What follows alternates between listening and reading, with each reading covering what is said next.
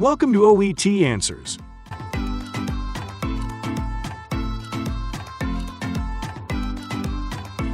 Occupational English Test. This test has 3 parts. In each part, you'll hear a number of different extracts. At the start of each extract, you'll hear this sound. You'll have time to read the questions before you hear each extract, and you'll hear each extract once only. Complete your answers as you listen. At the end of the test, you'll have 2 minutes to check your answers. Part A.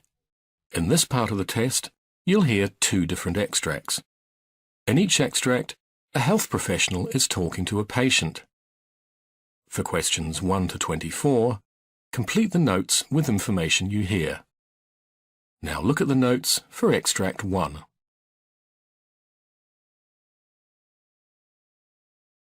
Extract 1. Questions 1 to 12. For questions 1 to 12, complete the notes with a word or short phrase. You now have 30 seconds to look at the notes.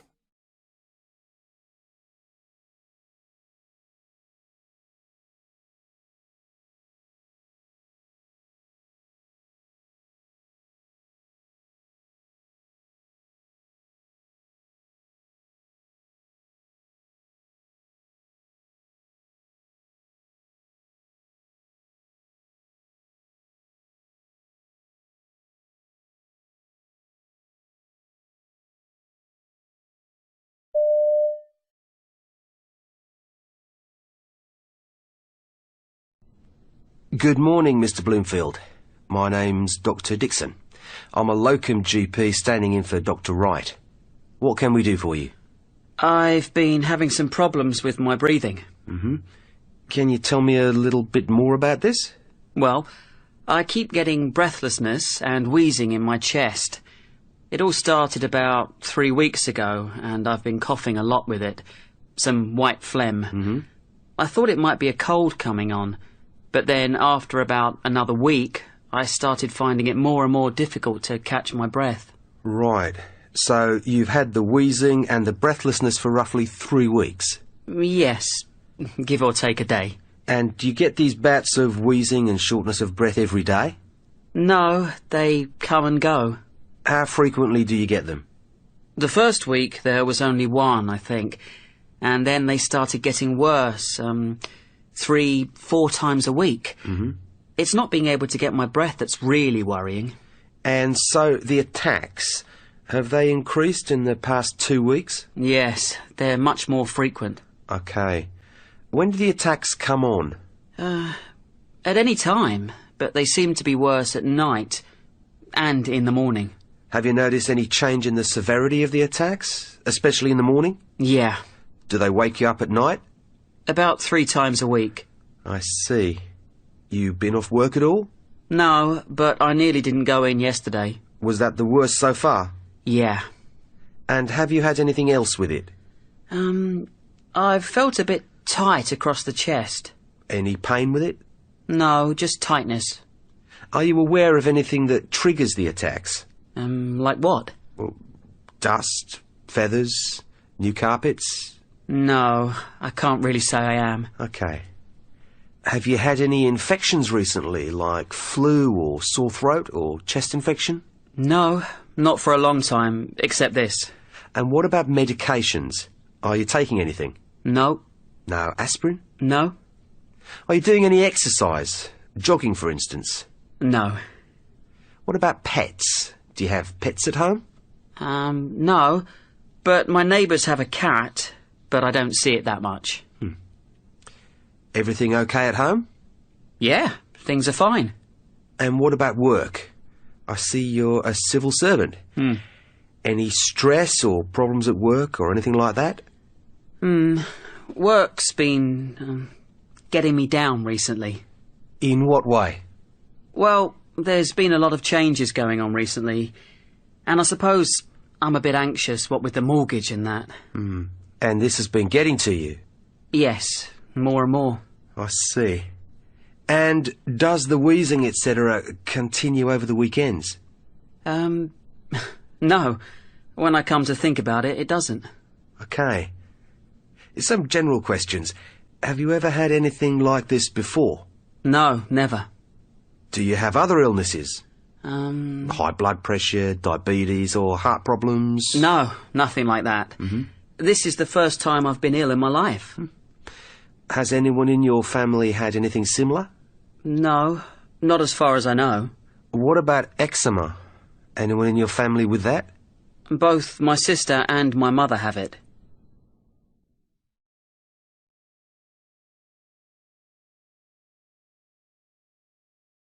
Extract 2. Questions 13 to 24. For questions 13 to 24, complete the notes with a word or short phrase. You now have 30 seconds to look at the notes.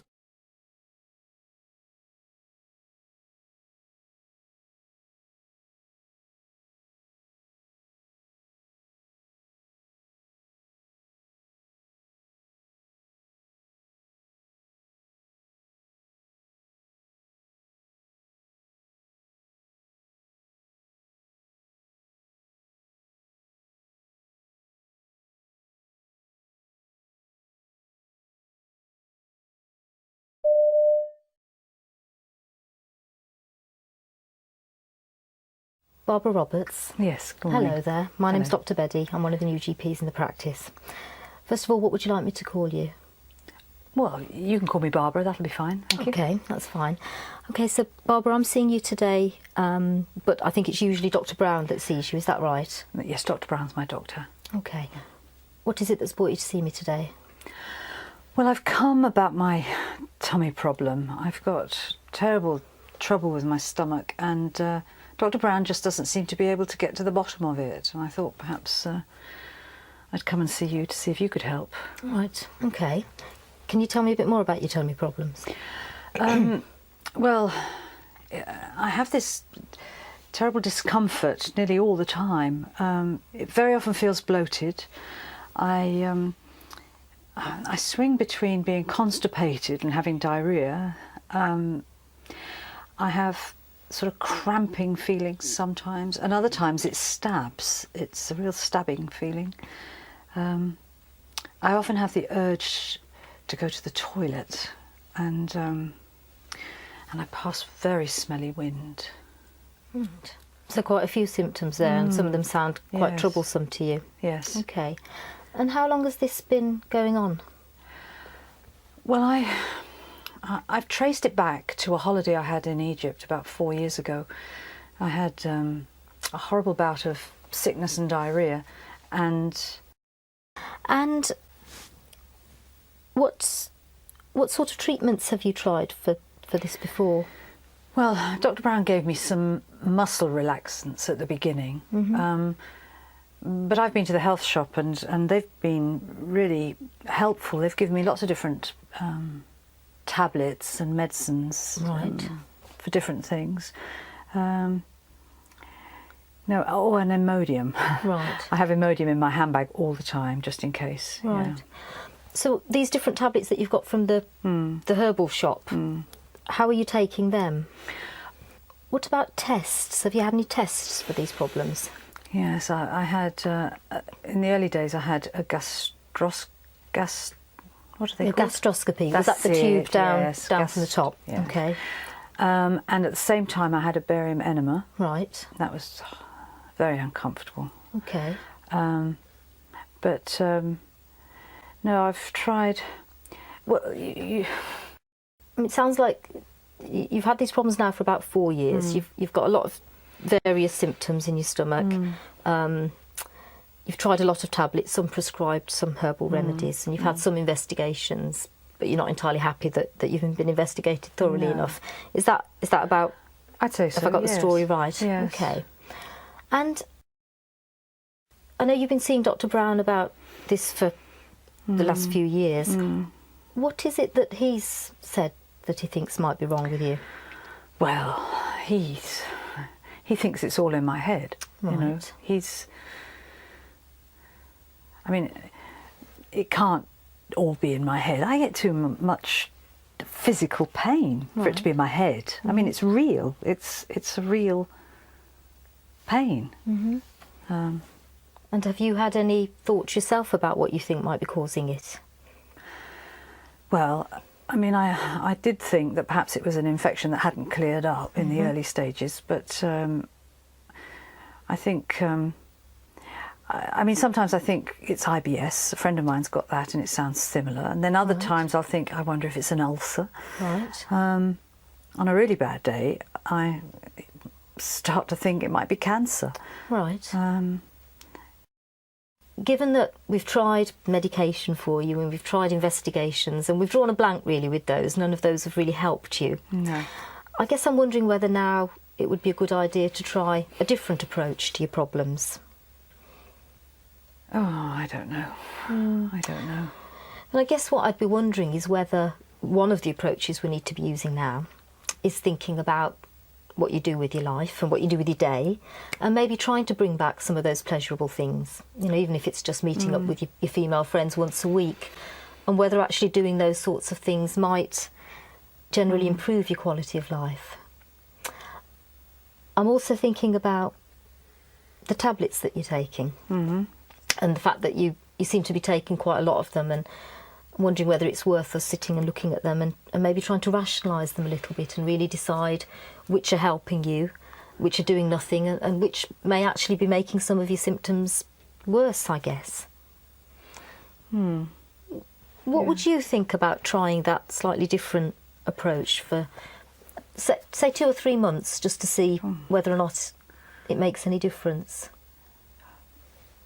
Well, 2 or 3 months is a long time if there is something going on. I mean, that's what happened to my mother-in-law. You know, they left her and didn't spot it. And well, I guess if we did decide to work together like this, this new approach, I'd be seeing you regularly. We can keep an eye on your symptoms, and if they change, then we can investigate as appropriate. But if they stay the same, then, you know, we could be pretty clear that there's nothing new happening that we're missing.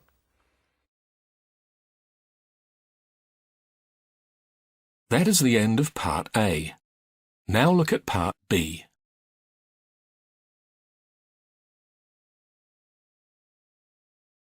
Part B. In this part of the test, you'll hear 6 different extracts. In each extract, you'll hear people talking in a different healthcare setting. For questions 25 to 30, choose the answer A, B, or C, which fits best according to what you hear. You'll have time to read each question before you listen. Complete your answers as you listen. Now look at question 25. Now read the question.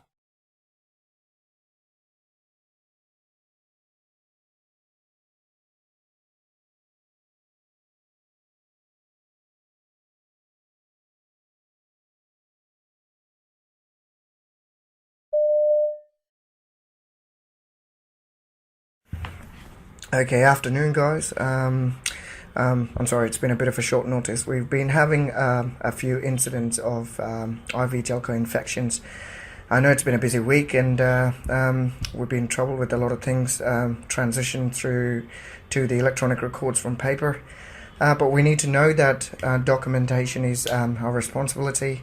We need to make sure that Jelcos, you know, once you insert them, you need to document it. We need to check on the patient. We need to work as a team. The handover should be precise, and we need to check all these factors. We need to bring down these incidents. We can't allow these to happen. Last year we had a patient died of an infection, so we need to make sure that it doesn't happen again. So that's why I called you guys up. Let's start our day by not killing a patient. How about that?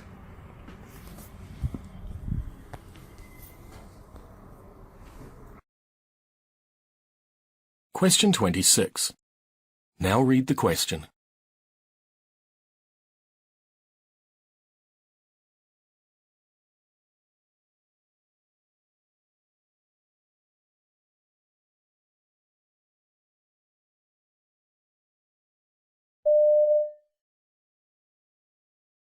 During your stay, we will work to keep you as comfortable as possible.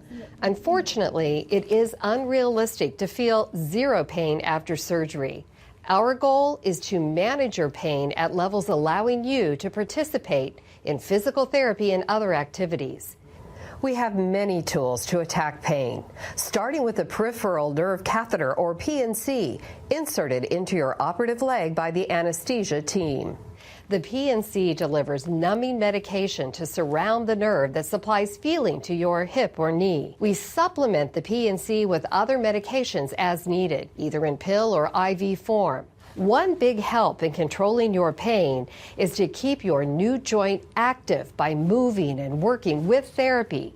Lying in bed too long can result in more pain as the joint grows stiff. In addition to pain medication, you will receive a 10-day supply of Lovenox.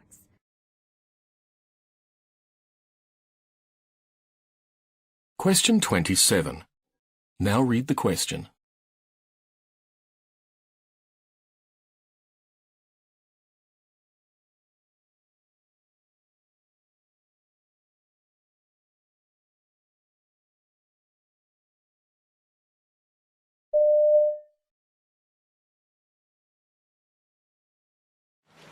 Mr. Fernandez is a 52-year-old gentleman who was admitted to the ER last night. He lives with his wife Judy and was found down at home. They also noted he had lower extremity swelling for 5 days and was experiencing some shortness of breath and weakness. When they arrived to the emergency room, he was found to be in atrial fibrillation with a rapid ventricular rate between the 150s and 160s. After 2 boluses of diltiazem, he was started on a drip. He has 2 peripheral IVs, an 18 gauge in his left hand and an 18 gauge in his left. Both were started in the emergency room. Mr. Fernandez is a high fall risk because he fell at home. His bed alarm is on at all times and his call bell's within reach. Mr. Fernandez, since you fell at home, you're considered a high fall risk, so we need to keep the bed alarm on at all times, okay? Okay. And if you need any when you get up, you need assistance, so make sure that you call when you're getting out of bed. I will use this red button on this. Okay, so we can count on you guys to call when you need help, right? I need to go get a report on my other patients, so I'll be back in about 20 minutes. But if you need anything, make sure you call, okay? Okay, thank you. Sounds great. You're welcome.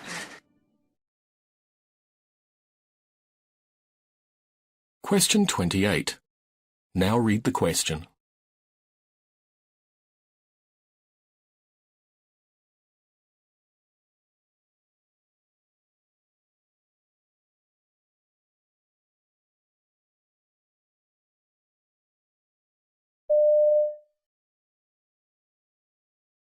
I've been a nurse for about 11 years now. I started off in cardiac, which I loved, but I was working nights and I wasn't in love with that. And then after that, the school where my kids go to school opened up, and so I was a school nurse for several years. And during that time, I just felt like I had a lot of kiddos coming to me with just a variety of issues that were more behavioral issues, such as they were maybe harming themselves in some way, or maybe having some really big anger issues that they did not really know how to cope with or deal with. And I would try to help them as best as I could and get them some community support. But I really felt like I did not have all of the answers that I personally felt like I needed, or I felt like I needed a little more training. So I ended up leaving the school and worked full-time. Question 29. Now read the question.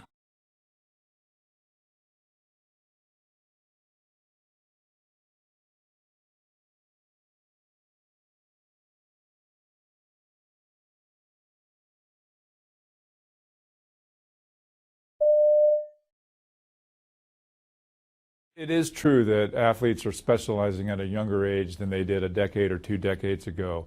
And that does create overuse problems with doing the same repetitive motions year-round, which is why we typically recommend for kids, hey, enjoy everything, be involved in everything, do a lot of different things. There will always be sports that one athlete will excel more at than another, but it's still healthy to be a multi-sport athlete and use different body parts and different mechanisms. And when you're growing and developing, that has a different impact on your body where you have open growth plates versus when you get older and those growth plates close. And if you're doing the same repetitive activity in a specific area with an open growth plate, you can have a problem there.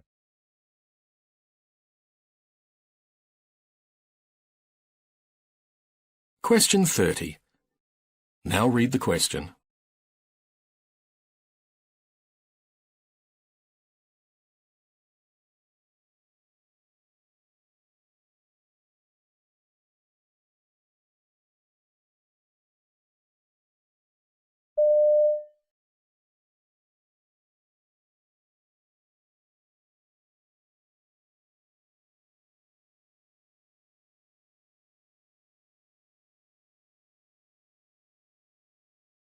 This is one of our mannequins, the SimMan Essential. He is capable of being a healthy patient. We can also program in variables on him that cause him to be unhealthy patient as well, because as we know, most of our patient population these days aren't your typical healthy patient.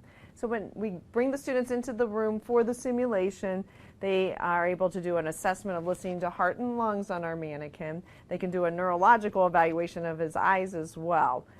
Shortly thereafter, then, we go ahead and start the anesthetic procedure. So we start by giving him some oxygen by the mask. Obviously, he's still awake at this point in time. And then the students are expected to start the drug administration. And I am on a computer in a different room able to program the drugs that the students are giving. And then the mannequin responds to the drugs by either going to sleep or getting sleepy. So that the students then can carry on the procedure that's been outlined for them. What's neat about these mannequins, we can mass ventilate them, we can put special airway devices in like an endotracheal tube. If they don't happen to get the endotracheal tube in the right spot, he has a blue light that'll light up in his mouth to show them the patient is not getting enough oxygen. I'm on the control and I can make the heart rate and the blood pressure change parameters as well. So it's a learning experience for them so they can identify maybe they didn't put the endotracheal tube in the right place. He also has IV access, so we can do IV practice on him. We can give the drugs through the IV. That's typically how you do it in anesthesia.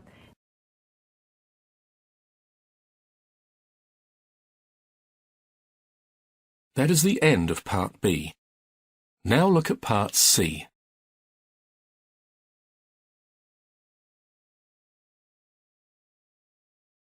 Part C. In this part of the test, you'll hear two different extracts. In each extract, you'll hear health professionals talking about aspects of their work. For questions 31 to 42, choose the answer A, B, or C, which fits best according to what you hear. Complete your answers as you listen. Now look at Extract 1. Extract 1. Questions 31 to 36. You now have 90 seconds to read questions 31 to 36.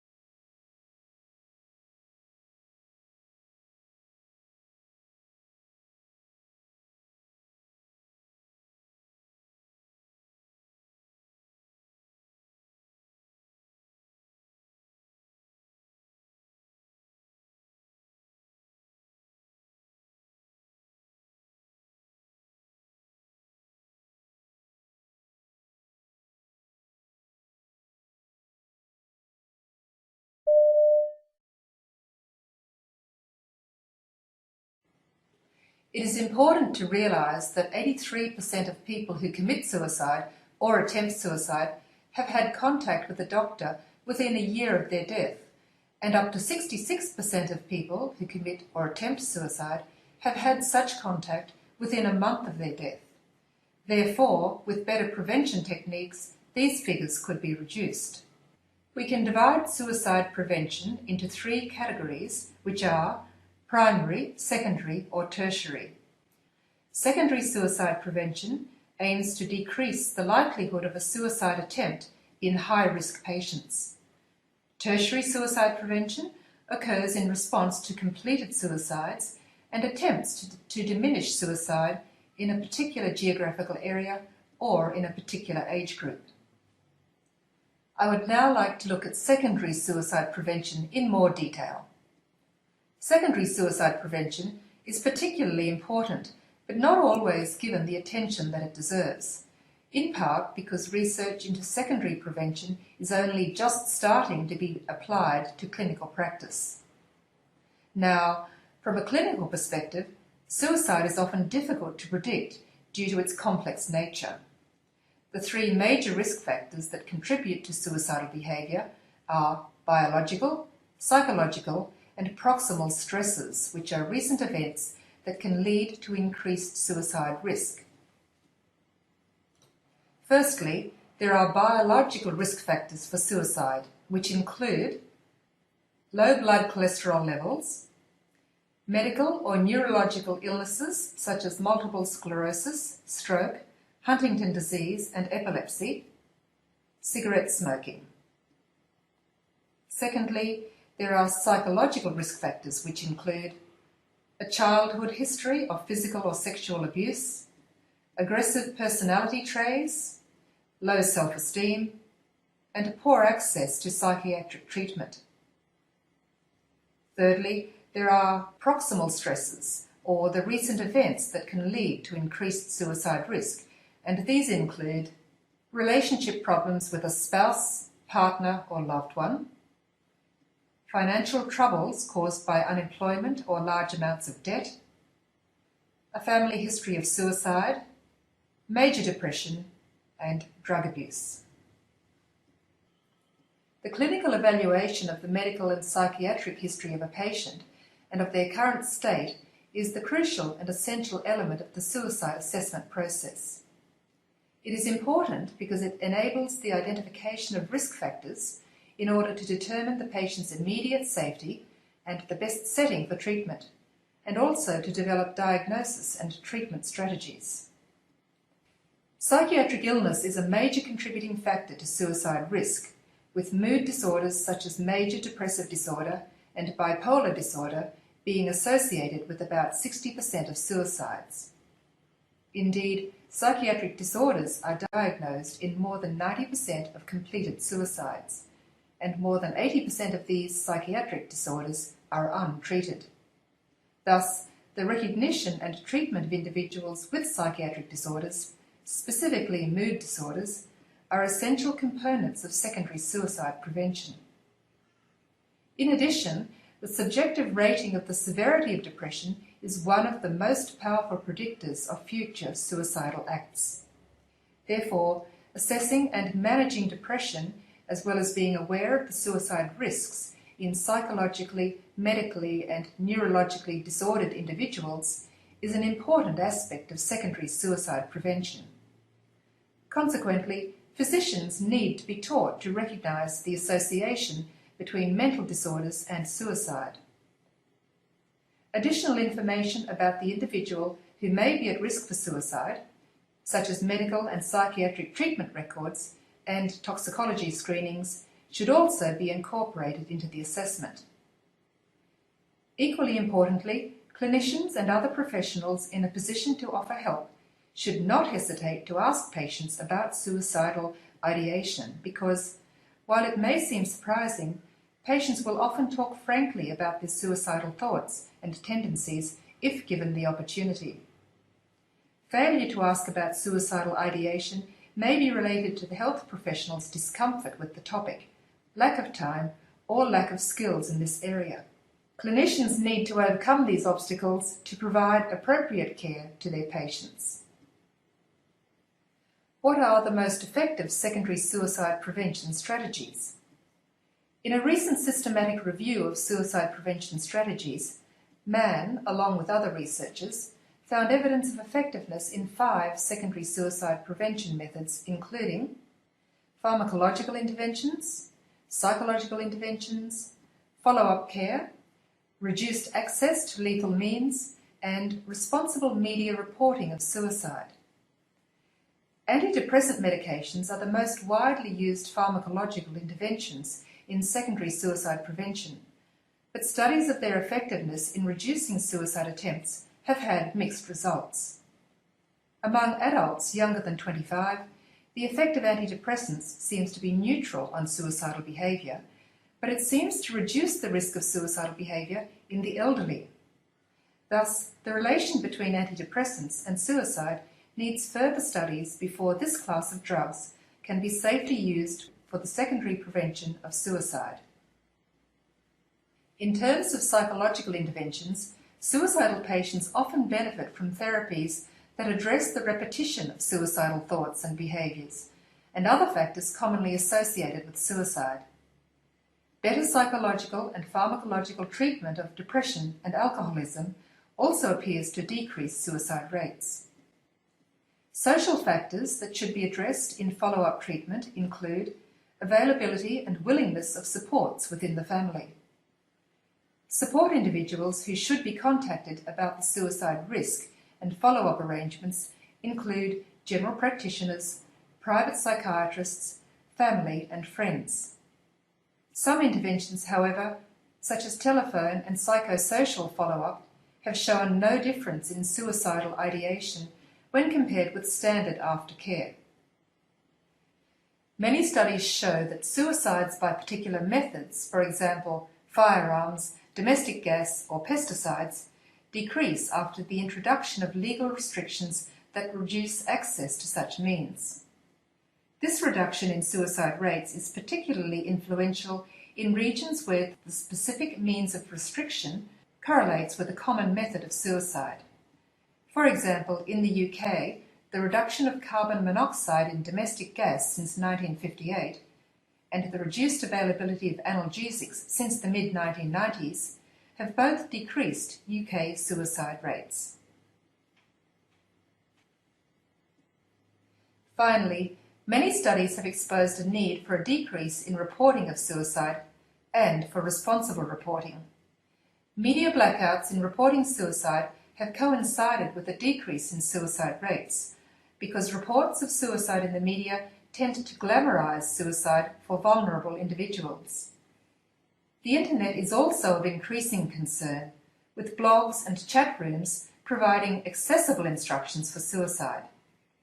For these reasons, guidelines have recently been produced for the responsible reporting of suicide. Despite our increasing knowledge about secondary suicide prevention, there are still many gaps in the research, and looking to the future, thorough evaluations and appropriate treatments of patients with depressive disorders and other psychiatric illnesses should help to improve the efficacy of secondary prevention of suicide. But it is also clear that more research into new approaches for the prevention and treatment of suicidal behaviour remains essential.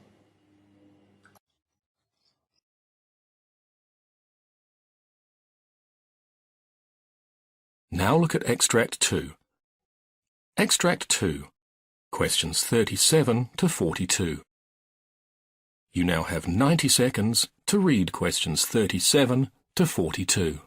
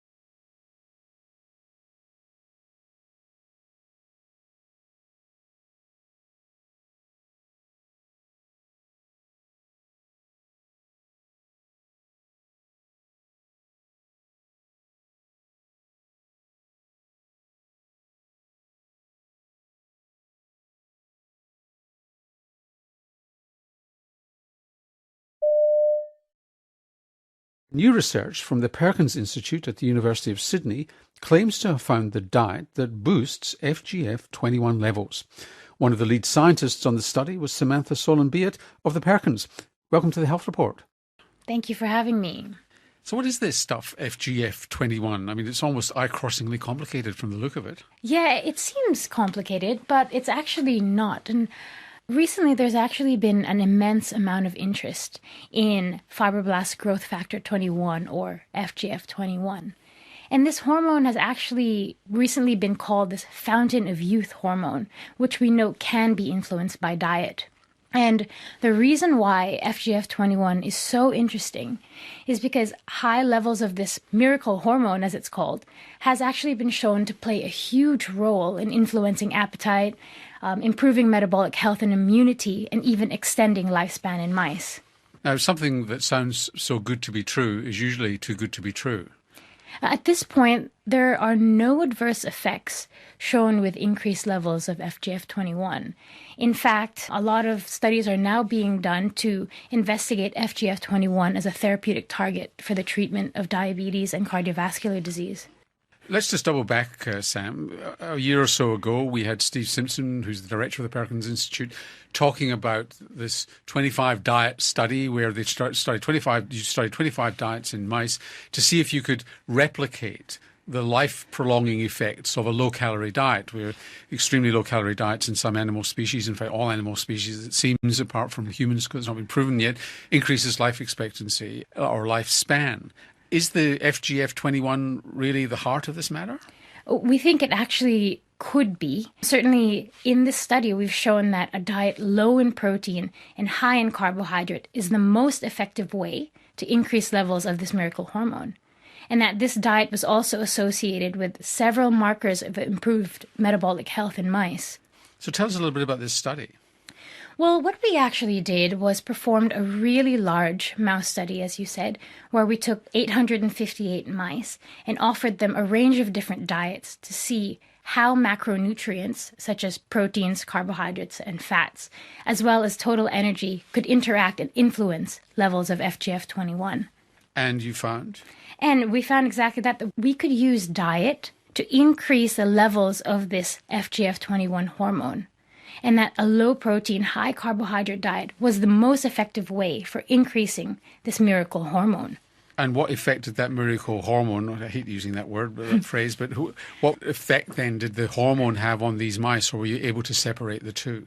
We were actually able to show that the exact diet that increased FGF21 also improved things like insulin sensitivity, glucose tolerance, blood pressure, and blood lipids, even though the animals were a little bit fatter. And how do you know that was anything whatsoever to do with the FGF21, your so-called miracle hormone, and rather than it just being an accident that it was raised to? What we did was plotted FGF21 using the geometric framework, which is a nutritional modeling platform that helps us tease apart the role of nutrients and calories. And if you line up all the surfaces, the response surfaces in this framework with FGF21 and all the metabolic outcomes, you can clearly see that there's a specific area in the nutrient space that coincides with increased levels of FGF21 and several metabolic benefits. And what kind of carbohydrate, and what happened with fats? In this study, fat did not appear to have an effect on FGF21 levels. It seemed to be low protein was the primary driver, and that the highest combination was with a low protein, high carbohydrate diet. So what does FGF21 do to the body? And that's a really good question. And that's really the next step of our study. We want to understand how FGF21 signaling works in response to diet to mediate all these beneficial outcomes. Do we know that there are any medications affected? At this point, no. It seems that it goes up with starvation, it goes up with overfeeding. There's lots of things that influence it. Did the appetite of these mice change? Do they eat more or less when the FGF21 goes up? Oh, that's a really good question. See, this is one of the things that we were able to reconcile in our studies. As you mentioned, a whole range of literature and previous studies have shown that FGF21 is elevated in many paradoxical conditions such as starvation and obesity, high intake of food and low intake of food, as well as in insulin resistance and in insulin sensitivity. So what is going on here? Using the geometric framework, we were actually able to tease apart these findings, showing that reduced protein intake is the primary driver of FGF21. Okay, so what happens in mice does not necessarily happen in humans. How do you know it makes any difference at all in humans? Oh, I'm glad you said that. We've actually published work just this year showing that FGF21 levels in humans is also increased by a low-protein, high-carbohydrate diet. And of course, this is really exciting because it tells us that the work that we do in mice can be directly translatable to humans. So is there any evidence at all that FGF21 has the same beneficial metabolic effects in humans as it has in mice? Yes, there is definitely evidence to suggest that high FGF21 levels is directly related and associated with several benefits of metabolic health in humans as well. So we should put it in the drinking water then, do we? Yeah, probably. That seems to be the case, yes. How would it work? I mean, obviously, a hormone like this is probably destroyed in the stomach. This is not something that you would give directly to people, I assume, in the therapeutic context? At the moment, it's difficult to do chronic administration to humans. So what's happening in terms of drug development is trying to develop mimetics of FGF21 and analogs. So not exactly administering this hormone per se, because it would require chronic injections or chronic administration. So almost nothing that's touted as a breakthrough or a miracle by scientists turns out to be so. What are your modest expectations of FGF21 in humans? Well, in humans, we actually think that FGF21 is extremely promising. We think that, at least in humans, we've shown that FGF21... So a treatment for type 2 diabetes? Absolutely. That sort of thing? Yes. We've shown that humans seem to respond in the same way as mice. So this could mean that we could tailor our diets and our nutritional guidelines to generate a range of benefits from FGF21. Is it too blunderbuss? You're describing something that sounds blunderbuss rather than targeted. You're just spraying an effect rather than targeting an effect. If you can do anything with it, it's going to be a very wide set of actions which you're going to find hard to control, isn't it? At the moment, everyone is very interested at FGF21, but no one really knows its mechanism of action. And it seems to be a race at the moment. How does it work? What turns it on? What switches it off? And what can we do to find out more about it? So at this point, I think it's a really hot topic and everyone's racing to find out the answer. And you hope you'll be first. Hopefully. Sam, thanks for joining us on the Health Report. Thank you so much. Samantha Solon-Beat is a researcher at the Perkins Institute at the University of Sydney, and on our website we'll have a link to our previous interview on the diet and longevity study.